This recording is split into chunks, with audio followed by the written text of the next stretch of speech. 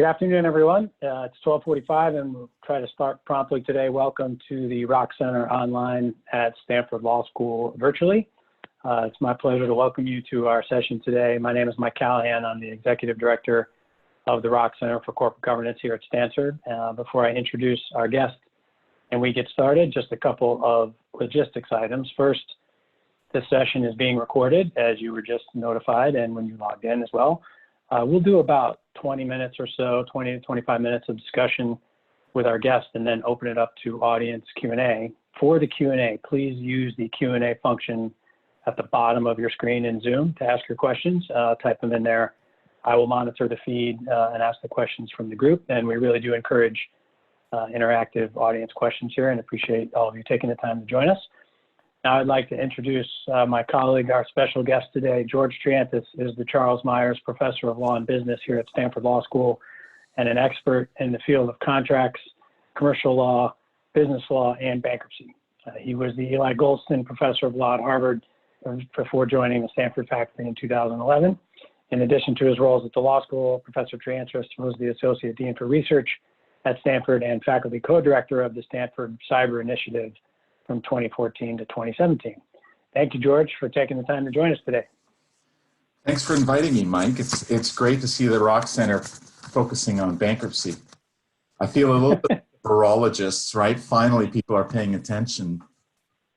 I think that's right. We're all learning new things, and but not for you, since you've been focused on this area for so long. So why don't we start with that kind of a high-level look here. So the COVID-19 pandemic has caught millions of businesses in an adverse impact from the shelter orders and the related challenges that have happened from the public health situation. But from a high level, what trends are you seeing in how this impact is unfolding in the business and commercial community?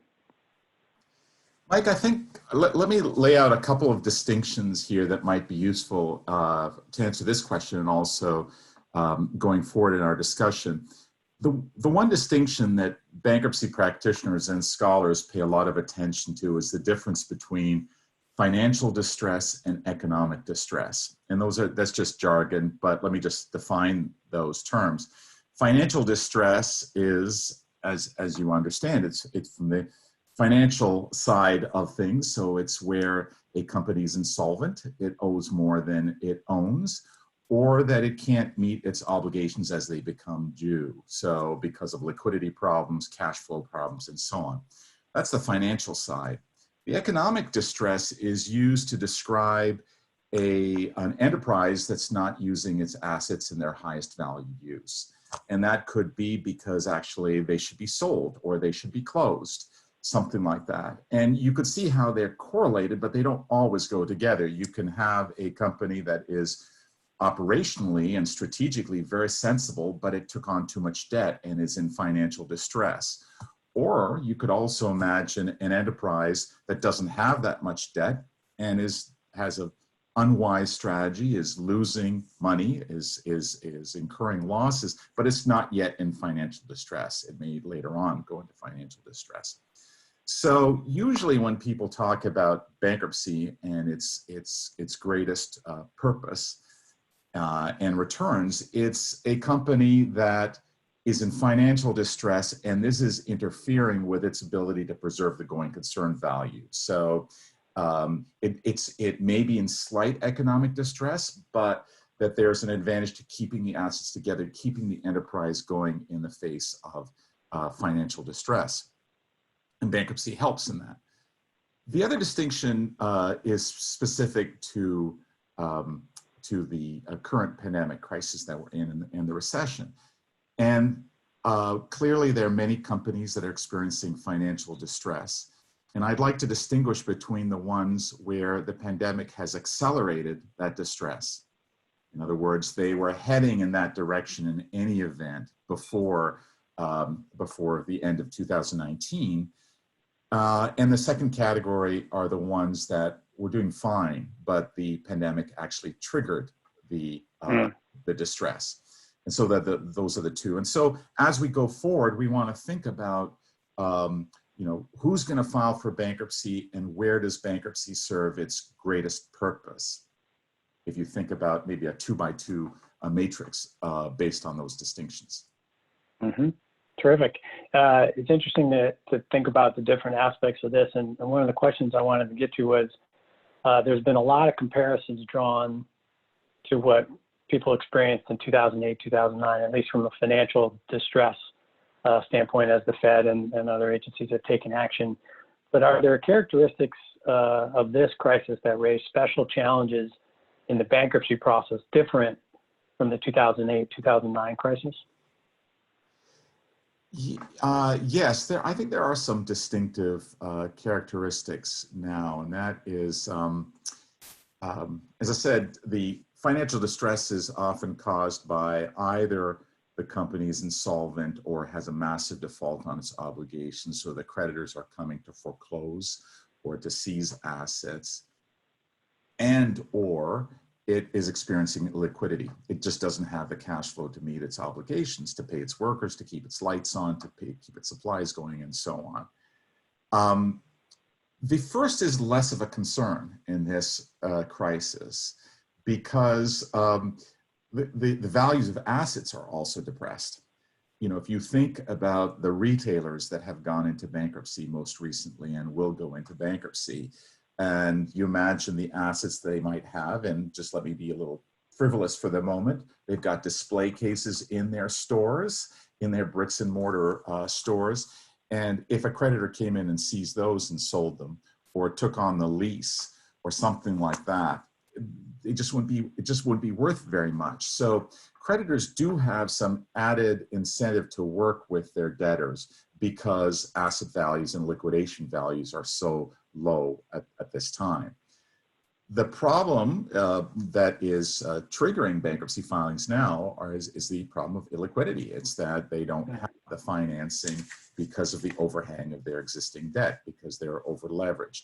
And a bankruptcy can help in that way. And that seems to be a more serious problem compared to the first. At the same time, it seems like there's a little bit more liquidity in the market now, and more debt is available, especially to large companies, than there was in the previous financial crisis. That's partly because of the much more active intervention and stimulus that the Federal Reserve is engaging in, right? They are buying not only investment grade debt, but also even high yield debt, and creating a lot more liquidity in the markets, and that's helping things out quite a bit. So there are some differences. At the same time, when you look at retailing, for instance, or fossil fuels and the energy industry, I mean, those were industries that were due for a correction of economic distress. They were really due for rethinking of their strategies, and it could be the silver lining in the current recession, if one can talk about a silver lining, is that it gives an opportunity to address those structural changes that really needed to be made. Mm-hmm. And Tony, you mentioned how different organizations are impacted by this situation that they're confronting in financial or economic distress. And from a general bankruptcy concepts approach, are there certain aspects of the bankruptcy process for those like me that aren't that familiar with it that are relevant for larger commercial organizations as part of this pandemic than they would be in other situations? Yes, absolutely. So the biggest deal is something that's called, debtor in possession financing, which is a unique opportunity to get new financing once you file for bankruptcy. And the reason that it's unique is that the bankruptcy court can authorize a loan or new debt that has higher priority than any of the pre-bankruptcy debt or the existing debt, including even secured debt. And that's not going to be the case outside of bankruptcy. Typically, priority is among lien holders or secured creditors is determined on a first in time, first in right basis. So it's very difficult for a debtor to borrow new funds and to give the lender of the new funds priority over all its existing creditors. But you can do that with the bankruptcy court's approval in bankruptcy. And so within the first day or two of the filing of many bankruptcies, the debtor moves for this authorization of debtor in possession financing or post-petition financing in order to enjoy this privileged priority that it can attach to its obligations, its new obligations under the new financing that it has received.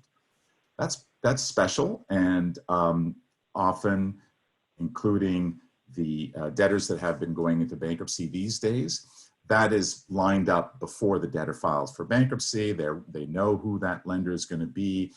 It's often one of their existing lenders that says as a condition to providing you new money, we want you to go into bankruptcy, and we want to make sure that we enjoy a high priority and therefore a high chance of getting repaid.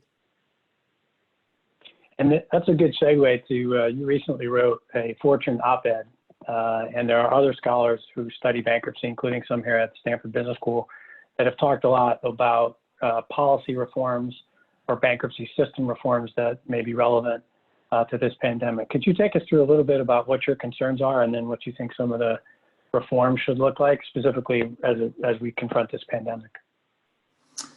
Yes, let me focus on this debtor in possession financing or the infusion of new funds.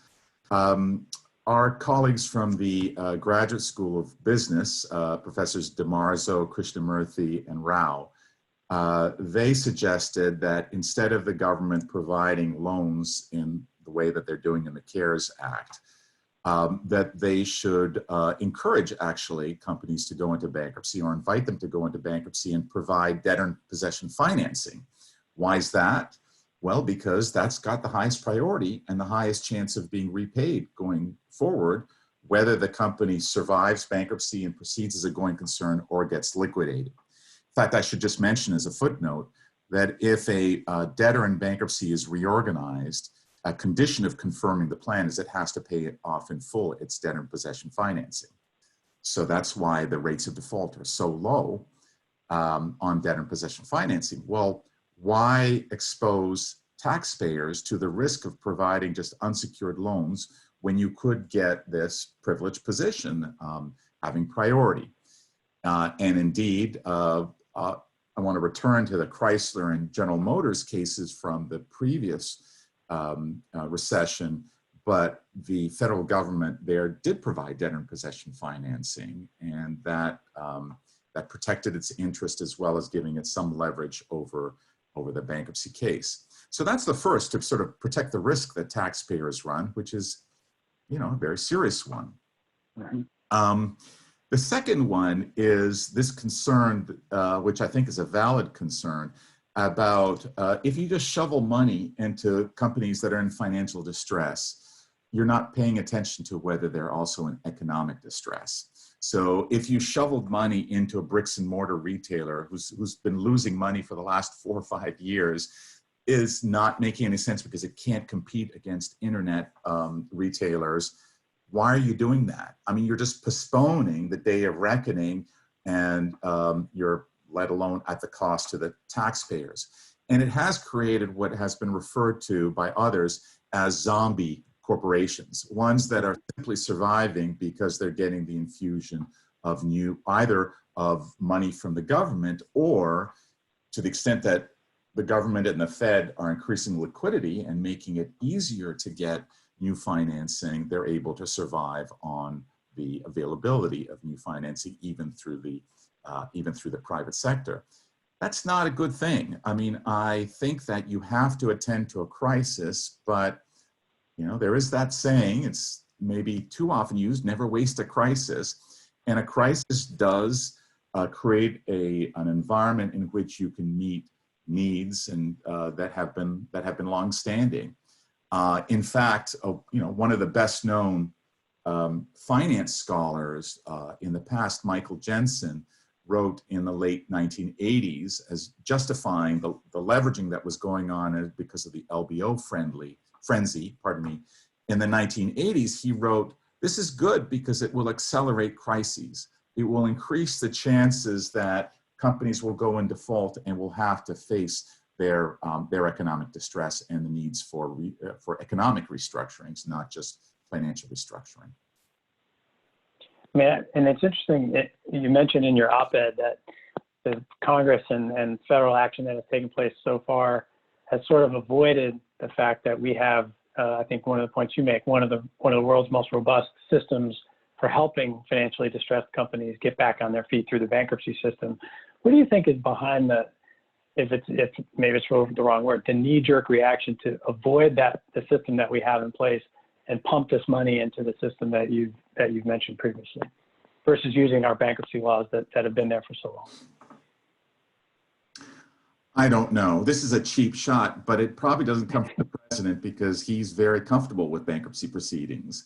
Had them many times before he went into politics. I don't know. I find it a little peculiar that there has been this focus, not only this focus on sending money outside of bankruptcy, which is fine, but also there's a bit of a controversy with part of the CARES Act, the Pay Protection Program, which the Small Business Administration has interpreted and has adopted as a matter of policy that it will not make those funds available to a company that is in bankruptcy. That is being challenged in bankruptcy courts, largely on the basis of a provision in the code that says that federal regulation, including especially grants, cannot discriminate on the basis of whether someone has filed for bankruptcy or not. And so because it's not technically speaking a grant and it's actually a loan, although it is a forgivable loan at a very favorable interest rate, there's some dispute as to whether that provision covers. But as a matter of policy, you can't help but think, and I know it's too easy to use the pandemic analogy, you know, the treatment of the pandemic as a treatment of, you know, companies that are in distress. But I think it's worthwhile to think of bankruptcy as the hospital, and to think of the alternatives as being sort of roadside assistance or, you know, home care or telecare or things like that. You don't want everybody to go into hospital, that's for sure. And you want to try to help to treat relatively mild problems outside of the hospital. So I think there is a place for stimulus funding and loans to be made to temporarily financially distressed companies. But the ones that have, you know, that have other comorbidities, if I'm going to stretch this even further, you know, they should go to the hospital. And they do need a little bit more of a high-touch process, something that more thoroughly takes care of their problems. And if you try to treat them through telehealth and through outside of the hospital, ultimately, they may well die, and you could have saved them, or you could have at least saved many things like assets, going concerns, jobs, things like that, if you had taken them through bankruptcy. There is the problem of the surge and whether the bankruptcy system can accommodate all the companies that might file for bankruptcy. And so, you know, I want to be a little bit more balanced and not say that everybody should file for bankruptcy and that the government should make it a condition of loans that you have to go into bankruptcy. On the other hand, I think that some kind of streaming or triage is appropriate so that you don't discourage companies from going to bankruptcy, but you make sure that the right companies are the ones that are most appropriate and can benefit most from the bankruptcy process are the ones that file. I think your point is well taken on how the government has designed this program a little bit. I mean, from some of our other work at the Rock Center, we're familiar with boards who are now facing this decision where they've rushed quickly to get into the PPP program. And now there's public scrutiny for some public companies and even some large private companies with venture-backed financiers that are looking at it from both a public relations standpoint, but also from a legal standpoint of where we're entitled to it. And as the government has reformed its guidance, it's created some real challenges, I think, in how that program is going to be evaluated. And once they publish that list of who all got the funds, I'm sure there'll be even more criticism. So I think your point about using existing systems and the strength of those over decades is powerful. Thinking about boards for a minute and our audience at the Rock Center of corporate board members and advisors, are there some basic takeaways given the challenges that are facing large commercial enterprises? Like if someone was a board member or advising an airline or a large hotel chain or Neiman Marcus, what are some of the things that from a bankruptcy perspective, they should be thinking about or familiar with at this stage? Well, let me just talk about one, but I know that there are many things that are concerning boards right now, because there's not just the pandemic and bringing workers back to the jobs, but also a lot of things are flowing from that. A lot of related issues are flowing from that.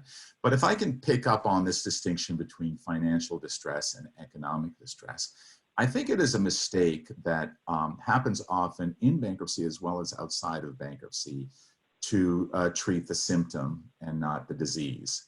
So, and so if a company is in financial distress, I think some serious thinking as to why it is in financial distress, some serious thinking as to how has the world changed, and has the management of the company and the strategy of the company, has it adapted to the world that existed even in 2019, which it seems like a lot of the retailers hadn't adapted yet.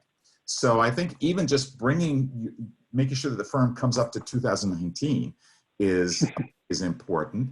And then I don't think it's too early to start thinking about what is the world that we're going to emerge into, after the pandemic subsides, at least the health issue subsides, and to try to prepare ourselves for that. Because I think there is just to repeat myself, I think there is a tendency to focus too much on how do we take care of the distress? How do we make sure that we have the right funding in place and the right debt structure in place? Well, I think if you also think about, is our economic structure the right structure, then you can sort of make sure that your financial structure fits your economic plans and your strategy going forward, rather than the other way around. If you figure out what's the right capital structure to have coming out of the pandemic, and then figure, well, we'll accommodate the economic strategy to that, I think you have it backwards. Mm-hmm. That's a great point. And I think you're spot on that. I mean, you look across, at least in the Silicon Valley where we're focused geographically, so many companies going through one and now a second round of layoffs as they start to reassess what's going to be core to their ability to succeed in this new world post the pandemic and all the public health concerns and how much people work in the office and the different issues that they'll face. Well, let's shift gears for a minute. Oh, sorry, go ahead. Well, I should add one other aspect that I think hasn't been talked about much in the press, but I do see it coming, and that is that bankruptcy also does provide an opportunity to scrutinize transactions that occurred before the firm entered into bankruptcy. Leverage buyouts, share buybacks, restructuring, recapitalization, where assets might have been moved away, between affiliate firms and things like that. Those are things that actually will be challenged in bankruptcy. And there will be some look back to see, did the company's financial distress, did it really result from those restructuring transactions?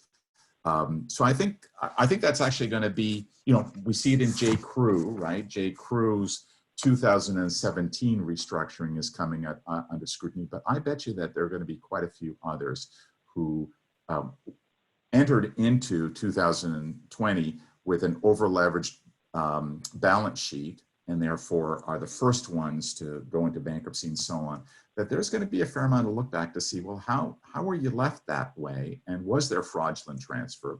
And what were the activities or possible shenanigans that happened on the eve of filing for bankruptcy?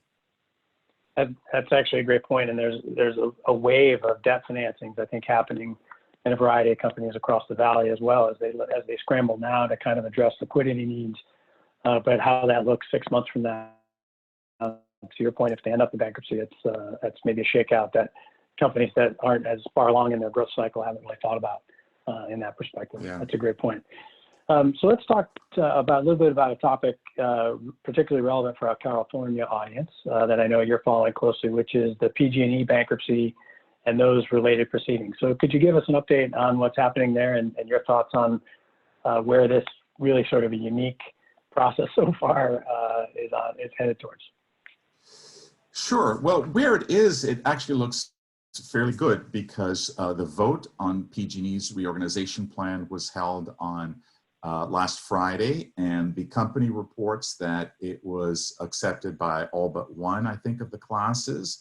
And so that's really good news. It still has to go to a confirmation hearing in front of Judge Montali that I think is scheduled for the 27th.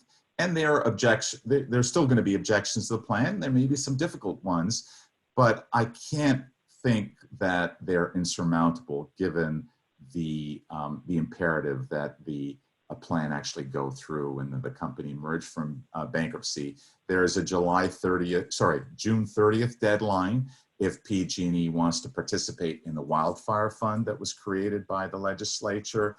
And that is an absolutely essential component of any chances that PG&E would have to restructure on its own. So things I think look pretty good. It's been a rocky road with a lot of very interesting aspects to it. There was essentially a bidding war for PG&E between the PG&E shareholders, the current owners, and a group of senior unsecured note holders who sort of proposed an alternative plan as a way to sort of get the shares, invest more money and get the shares of PG&E. So that was interesting to follow. The other one was the negotiations with the representatives, the lawyers and other representatives of over 80,000 wildfire victims, because each plan has a proposal to pay the wildfire victims. And the one that I think was that seems to have been accepted in the vote of the victims by the required majorities will give them $13.5 billion minus some administrative fees and some other things that will be subtracted from it in the form of half cash and half stock in the reorganized company. There was some dispute about whether the valuation, whether that stock would ultimately be worth the $6.75 billion, and I think that's still an issue that will be raised at the confirmation hearings. And I think victims were a little bit upset, but not enough to vote against the plan, that the pot of money that was available for the tort victims was actually half based on stock, whereas insurance companies that had subrogation claims, their settlement had all cash. And why it is that you give all cash to financial institutions, but you stick the risks of the stock with the tort victims, that irked, I think, some of the victims and some of their representatives. The third aspect that I think was very interesting in this is the involvement of the government, the California government in particular. They had some leverage over the bankruptcy case because of the fact that in order to access the wildfire fund, not only did PG&E have to emerge from bankruptcy by a certain date, but also they had to get approval of the California Public Utilities Commission, and the CPUC could impose conditions on the plan, could say we need certain things in the plan, and they and the governor himself imposed certain conditions relating to governance of PG&E coming out of bankruptcy. And that doesn't usually happen in bankruptcies. As I mentioned just in passing a little while ago, the Chrysler and GM bankruptcies were ones where the government actually did play an active role, in that case the federal government, and the leverage they used there was not an insurance fund, not a wildfire fund to pay for any future victims of any future fires, but it was their debtor in possession loan that they had provided the financing through the TARP funds for those two companies to go through bankruptcy and emerge as going concerns, and those were very successful. But you could see that the government had not just the rehabilitation of those companies in mind, but they also had some other public policy goals. For instance, they wanted to promote the manufacture of and the sale of more fuel-efficient cars. They wanted to the benefits that the unions had, that the workers had. They wanted to protect jobs. These were things that were goals that your average debtor in possession financer might not have, but when the government comes into play, they do. Similarly, when the government comes into play with PG&E, they're concerned about the rates, that consumers are charged. They're concerned about safety of the line, something that, probably a financial institution would be concerned about safety to the extent that it hits the bottom line, but not in the same way that government would. So this infusion of or injection of public policy concerns in what is otherwise more or less a financial mechanism of bankruptcy is something that is new and interesting. And the question is, will it happen more going forward? Yeah, that's a question that I want to get to. But at this point, I want to open up to audience Q&A. Again, please use the Q&A feature at the bottom of your Zoom screen, which I'm sure you're all more familiar now with than you ever wanted to be. And I can curate the questions from there. And George, just on that point you just made, watching the PG&E situation unfold and then the pandemic hits, do you see that trend line of government getting more involved in looking for outcomes away from the financial aspects of the bankruptcy proceeding, as in PG&E, maybe something that we see after COVID in airlines or transportation or other regulated industries? I do, and that has pluses and minuses depending on what you think of the government and the administration, whether it's state or federal. In particular, if the proposal of our GSB colleagues is adopted in any way, and the government offers debtor in possession financing to companies in bankruptcy, debtor in possession financing looks like any other loan. It's got covenants, it's got events of default, it's got guidelines, and it's not uncommon for someone who's providing a DIP loan to say that you have to sell the assets within 2 months, or you have to hold an auction within 2 months, or you've got a timeline within which you have to reorganize, and put certain constraints on the bankruptcy process. There are policy concerns about that, about taking discretion away from the debtor, and to the extent that it takes any discretion away from the court. They're very strong.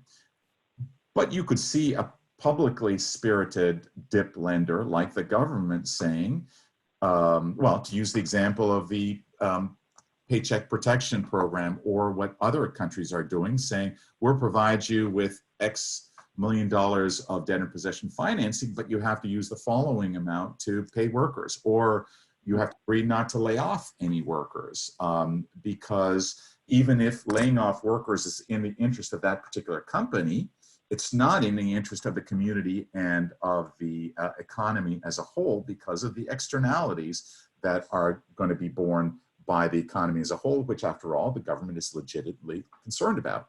So you could see that certain requirements can come in, and to the extent, you depending on where you stand in terms of your policy positions, you would like them or you would not like them. Mm-hmm. Mm-hmm. So the concern, thank you. Yeah, the concern right now that people like Elizabeth Warren and others have, that the monies are not being used to hold on to workers, those can be addressed through the debtor in possession financing. That's also, by the way, you mentioned that it's a little murky who's getting what, and we haven't seen list. Well, in bankruptcy, it's quite transparent. It's a matter of public record how much money any given company has received in the DIP loan. Yeah, that's a great point, the transparency point. We have some audience questions. First, George, could you please address a few words about the proposal that states should go bankrupt? What are the implications of that, and has it ever happened in the past? That's an excellent question, and I just have a couple of thoughts. I don't think I've got any, I'm far from having any answers. So there is a chapter in the Bankruptcy Code under which municipalities and municipal entities can file for bankruptcy, and it's actually quite similar to Chapter 11, and it allows for reorganization.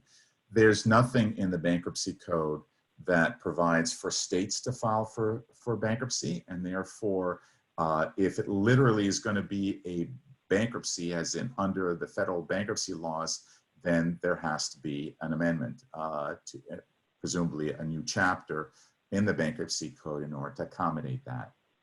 So when you think about bankruptcy, and this, let me start with the point I made earlier that you don't want everybody to go to hospital, that you only want the more serious cases where bankruptcy can play a role. The thing about bankruptcy is that it serves a purpose not only for the firms who file for bankruptcy, but also for the ones who restructure out of bankruptcy. There are many firms that work out consensually. And bankruptcy still plays a role because they do so in the shadow of the bankruptcy process. Like anybody could threaten, well, I'm going to file for bankruptcy tomorrow, and that helps the workout process sometimes. So there's nothing stopping states from working out their debt obligations with their creditors and restructuring them without having a bankruptcy process.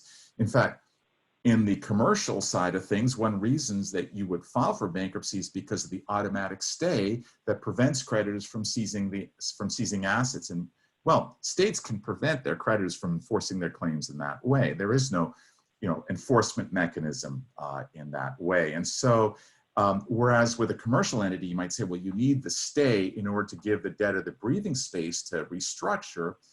Well, states don't have that particular need from the breathing space. So what I've encouraged people to do when they think about whether states should file for bankruptcy is to ask, what are the obstacles that prevent the state from restructuring its debts on its own without going through a bankruptcy process? And sometimes they are constitutional limits, right? So there's a constitutional protection for pensions or some sort of form of expenditures. Well, you know what? If that's what's preventing them from doing, it's not clear that bankruptcy will be able to override them, for instance. So just think about what it is that prevents a state from restructuring its debt without the help of a bankruptcy proceeding. A second question from the audience is, would you please address how you believe the SBRA Act and the CARES Act will impact commercial bankruptcy filings post-COVID-19? The question continues that lenders and other creditors may have far less leverage under the SBRA, and at the same time, small businesses might have greater access for at least the next year. And so do you think there will be a surge in filings as a result? I would predict there would be a surge. I don't know how much more of a surge. I mean, one of the things about the liquidity that currently is being injected in the market and is available for new financings for distressed company is that it's available to the biggest ones. Even Carnival, whatever it's called, the cruise company got new financing. So, and Delta did, and the Avis, these are all big companies that seem to have access, vast pools of money that seem to be available for. That's not true about the small businesses, and I think they're going to have real difficulties. And from that point of view, my guess is that bankruptcy is going to be more important to them. On the other hand, if a small business has only one lender, basically, who's provided all its funds, then presumably it can simply negotiate outside of bankruptcy. It doesn't need the elaborate bankruptcy process. One of the things that I know that some people in Congress have been talking about as a possible reform is to allow a company to go into bankruptcy, and while it's deciding whether to keep a lease or not, to keep a lease on its store or whatever, to suspend payments to their landlords. And right now there's a limit to how long it's a very short period that you can suspend until you actually have to make the ongoing payments. Well, they're thinking of extending that a little bit in order to give a little bit more of a breathing room. And that's going to be attractive to small businesses because rent and interest payments are two very big items on their in their obligations. Terrific. Another audience question. Does the perceived high cost of administration of U.S. reorganization bankruptcies help explain the reluctance of the government to funnel businesses into bankruptcy as a financial or economic management tool? Yeah. I don't think it explains why they are like that. I do think it could be a concern, and that's why I think that bankruptcy courts and practitioners, as well as as well as commentators on bankruptcy, should think of ways of streaming or different streams in bankruptcy, depending on what the needs are. And so one suggestion has been to allow for an extremely short bankruptcy for ones who that are prepackaged.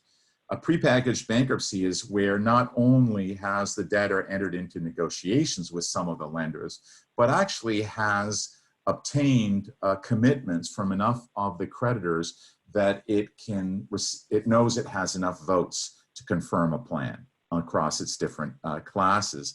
And so that's a prepackaged plan, and it comes in, and even when it has all those votes ready, there are still procedural requirements that would require, that would postpone that vote to happen, a month later or something like that, rather than immediately.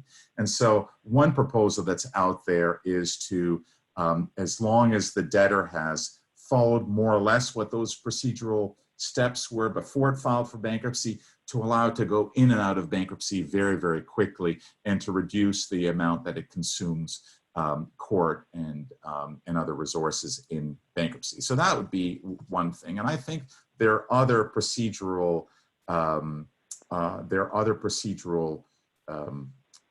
processes in bankruptcy that could be abbreviated for some types of companies where their restructuring is fairly straightforward. I think if you did that, you could limit the cost. You could it could fit within the current capacity of the bankruptcy court. And so if that is a concern of the government, then it would be addressed that way. Another question from our audience, and I think looking at the time here, we'll make this our last one. Do you believe that there are any prohibitions against the lender setting off pre-existing debt against a PPP loan? The question continues. PPP loans are meant for a special purpose, but absent policy issues, not sure if there's anything to stop a lender from pursuing this as a remedy. This is using the PPP loan in order to pay off some of the creditors, is that right? It says as for the lender to set the pre-existing debt off against the PPP loan. Yeah. I don't know. I don't know if there is a prohibition on that. Yeah. I would. Terrific. Good. Sorry. Go ahead. I think that's the intent, but to prevent that from happening, but I don't know specifically. Great. I don't either, but I appreciate the questions. And first, George, I want to thank you very much, George, for taking the time to join us today. This was a terrific discussion, very informative. And I'd like to thank our audience for their engagement and for joining us for this Rock Center Online episode, and hope that they will join us again. Thank you all. Have a great day. Thank you.